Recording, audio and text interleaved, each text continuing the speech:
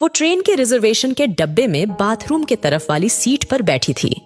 उसके चेहरे से पता चल रहा था कि थोड़ी सी घबराहट में है उसके दिल में कि कहीं टीटी ने आकर पकड़ लिया तो। कुछ देर तक तो पीछे पलट पलट कर टीटी के आने का इंतजार करती रही।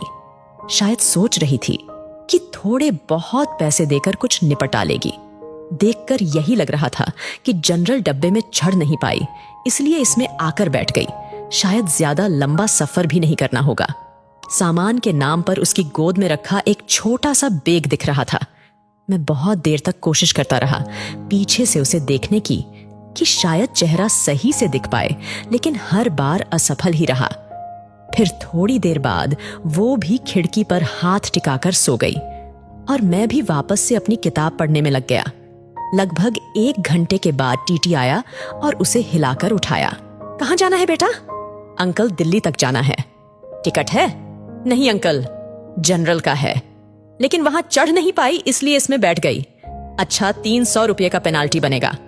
ओ अंकल, मेरे पास तो लेकिन 100 रुपये ही हैं।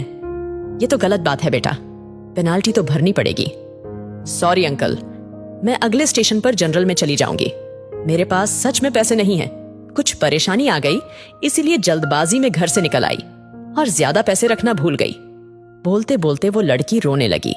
टीटी उसे माफ किया और 100 रुपये में उसे दिल्ली तक उस डब्बे में बैठने की परमिशन दे दी। टीटी के जाते ही उसने अपने आंसू पोंछे और इधर उधर देखा कि कहीं कोई उसकी ओर देखकर हंस तो नहीं रहा था। थोड़ी देर बाद उसने किसी को फोन लगाया और कहा कि उसके पास बिल्कुल भी पैसे नहीं बचे हैं। दिल्ली स्टेशन पर कोई जुगाड़ करा के उसके लिए पैसे भिजवा दे, वरना वो समय पर गांव नहीं पहुंच पाएगी। मेरे मन में उथल पुथल हो रही थी। न जाने क्यों उसकी मासूमियत देखकर उसकी तरफ खिंचाव सा महसूस कर रहा था।